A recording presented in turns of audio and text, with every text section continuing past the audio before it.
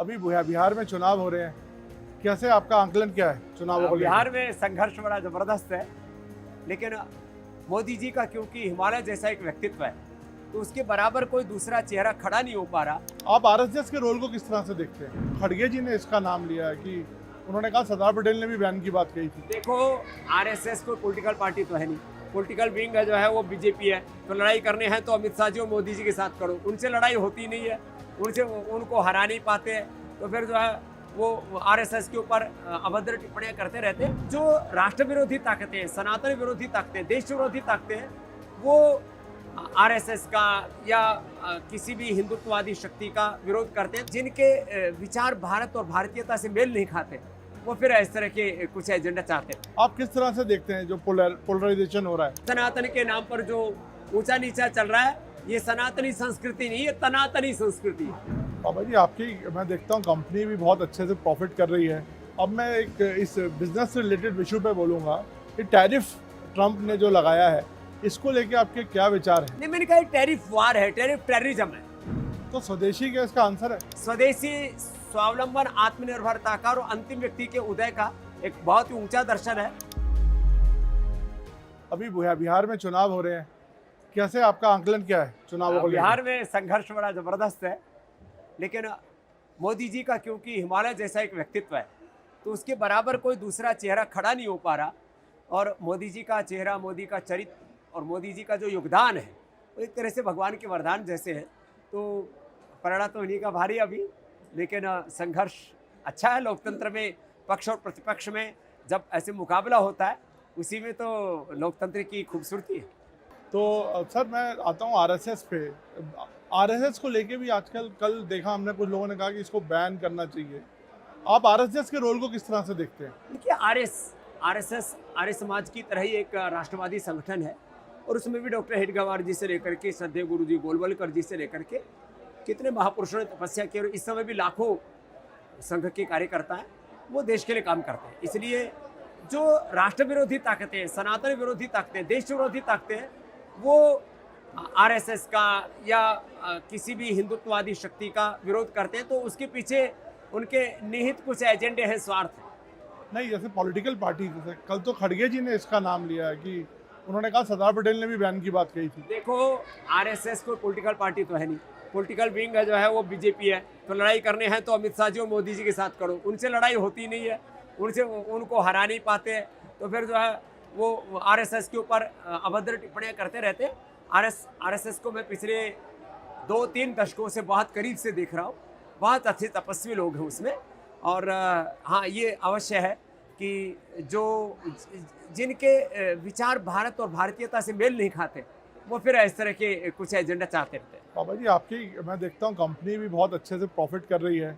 अब मैं एक इस बिजनेस से रिलेटेड इशू पे बोलूँगा, ये टैरिफ ट्रंप ने जो लगाया है, इसको लेके आपके क्या विचार हैं? नहीं, मैंने कहा टैरिफ वार है, टैरिफ टेररिज्म है, और ये बड़ा घातक है। द्वितीय विश्व युद्ध के बाद यदि तृतीय विश्व युद्ध है, तो ये आर्थिक युद्ध है, और इसमें जो कम से कम जो गरीब देश है, जो विकासशील देश है, उनका ध्यान रखना चाहिए। कुछ ताकतवर लोग इतने साम्राज्यवादी, इतने ज़्यादा विस्तारवादी, इतने ज़्यादा गुरूर में आ गए हैं, वो ठीक नहीं है। सबको एक हद में रहना चाहिए, और ये जो सबको उठाने की जो हमारी संस्कृति है कि सर्वे भवन्तु सुखिनः, सब उभरे ना। कुछ चंद मुट्ठी भर लोगों के पास यदि पूरी दुनिया की सत्ता, संपत्ति, ऐश्वर्य और सारी ताकत नियंत्रित हो जाएगी, तो पूरी दुनिया में असमानता, फिर अन्याय, शोषण, और फिर संघर्ष, और फिर खून खराबा, ये तो ठीक नहीं होगा।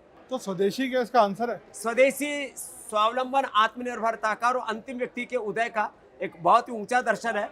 और महर्षि दयानंद से लेकर के स्वामी विवेकानंद से लेकर के जितने भी हमारे महापुरुष हैं, उन सब ने एक ही कहा, अपने स्वयं से, अपनी निजता से जुड़ो, अपने आसपास की प्रकृति, पर्यावरण से लेकर के सब लोगों को ऊपर उठाओ। यही स्वदेशी का मूल दर्शन है। मैं सनातन पे आता हूँ सर, इसको लेके बहुत डिवीजन भी है।